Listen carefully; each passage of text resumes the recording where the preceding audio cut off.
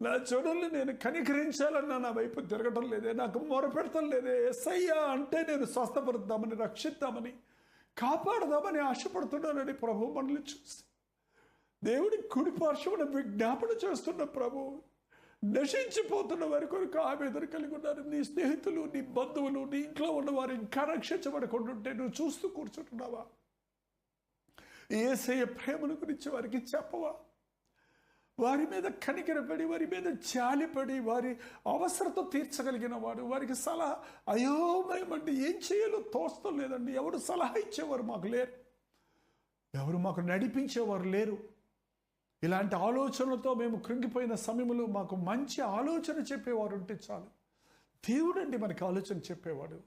మనుషులు మనల్ని నీ గతి అంతేరా, నీ స్థితి అంతేరా, నీ బతుకు అంతేరా, నువ్వు దరిద్రుడా, నువ్వు చావరా అనే మాటలే నోట వస్తున్నాయి మనుషులకు. కానీ దేవుడు నువ్వు బతుకుతావు, నేనున్నాను, నేను విడిపిస్తా, నేను రక్షిస్తా, నేను స్వస్థపరుస్తా.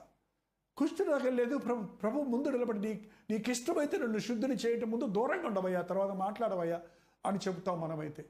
ఏంటంటే నాకు ఇష్టమే, శుద్ధుడు కమ్మని ప్రభు ముట్టి శుద్ధిపరిచిన దేవుడు ఇలాంటి ఎంత పాపినైనా ఆయన చెంత చేరితే పో, దూరంగా పో ముందు అసహ్యకుడా అనేవాడు కాదండి. నిన్ను ముట్టగలిగిన వాడు, స్వస్థపరచగలిగిన వాడు. ఈ రోజున ఎవరైనా యేసయ్య మాటలు వింటూ ఇంకా రక్షించబడని స్థితిలో ఉంటే, మీ సమస్యల్లో చిక్కుల్లో సతమతమైపోతూ విసిగిపోయిన వారిగా ఉంటే, దేవుడు మీ మీద కనికరపడి ఈ 100th ప్రోగ్రామును నీకు దీవెనకరంగా చేయాలని ఆశిస్తూ ఉన్నాడండి. ఎస్, కాపరి లేని గొర్రెల వలె ఉన్న ఆడ జన సమూహములను చూచి వారి మీద కనికరపడి వారికి అనేక సంగతులు బోధింపసాగిను.